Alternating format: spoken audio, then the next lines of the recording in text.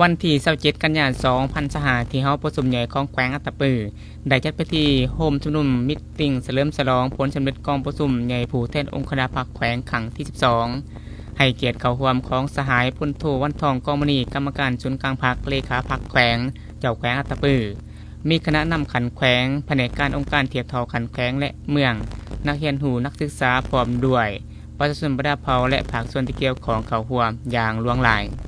ในทางการที่ควรพักควรรักควรสมพักและ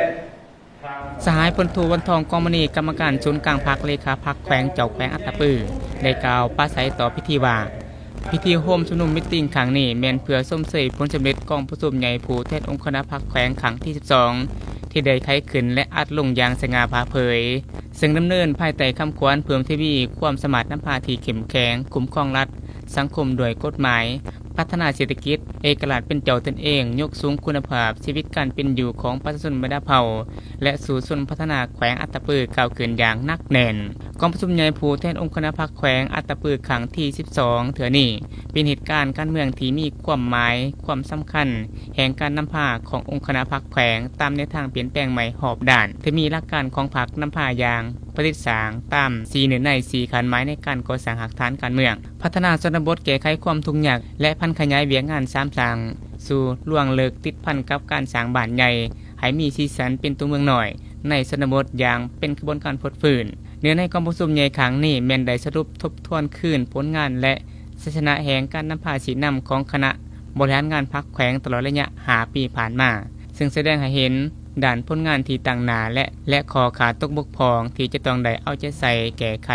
พร้อมนี้ก็ได้กำหนดแนวทางและวางทิศทางหน้าที่5 ปีต่อหน้าในสายปรับปรุงก่อสร้างพื้นฐานโครงสร้างพัฒนาเศรษฐกิจสังคมรืบล้างความทุกข์ยากและสร้างบรรดาปัจจัยเพื่อเฮ็ดให้ชีวิตการเป็นอยู่ของประชาชนบรรดาเผ่าชาวแขวงอัตตปือให้นับมือนับดีขึ้นเทื่อละก้าวกองประชุมใหญ่ยังได้รับฟังการประกอบคำเห็นจากต่างหน้ากำลังป้องกันศาสตร์จากครอบครัวตัวแบบการปลูกการเลี้ยงเป็นสินค้าซึ่งคำเห็นของแต่ละภาคส่วนก็ล้วนแล้วแต่ได้แสดงถึงความเป็นเอกภาพสูงต่อรายงานการเมืองแผนพัฒนาเศรษฐกิจสังคมที่มีผลสำเร็จของการจัดตั้งพันขยายมติกองประชุมใหญ่ครั้งที่11ขององค์คณะพรรคแขวงนอกนั้นยังได้ต้อนรับการเข้าอวยพรซุ่มเซยกองประชุมใหญ่จากก่อนกำลังมวลชนต่างๆซึ่งได้เฮ็ดให้กองประชุมใหญ่ผู้แทนองค์คณะพรรคแขวงอัตตปือครั้งนี้มีในครบถ้วนและอุดมสมบูรณ์ยิ่งขึ้นกองประชุมได้พร้อมกันใช้สิทธิประชาธิปไตยของตนปอนบัตรคัดเลือกเอาคณะบริหารงานพรรคแขวงสมัยที่12บนพื้นฐานหลักการร่วมศูนย์ประชาธิปไตยถูกต้องสอดคล้องกับมาตรฐานเงื่อนไขที่ได้กำหนดไว้ซึ่งมีผู้ออกสมัครเลือกตั้ง39สหายยิ่ง6สหายเลือกได้35สหายยิ่ง5สหายกองประชุมครั้งปฐมฤกษ์ได้เป็นเอกภาพเลือกเอาคณะประจำพรรคแขวงจำนวน11สหายยิ่ง2สหายได้เป็นเอกสารเลือกเอาสหายพลโทวันทองกองมณีเป็นเลขาคณะบริหารงานพรรคแขวงสหายนางมินพรชัยชมพูและสหายธนูชัยบรรษฤทธิ์เป็นห้องเลขาคณะบริหารงานพรรคแขวงได้เป็นเอกสารเลือกเอาสหายสุวรรณศรีแก้ววิเศษเป็นประธานคณะกวดการพรรคแขวงสหายสมหวังนำศรีนาสหายคำป่านกินสมบัติสหายวิไลพรแก่นจันทร์และสหายใจพรพามงคลเป็นห้องประธานคณะกวดการพรรคแขวง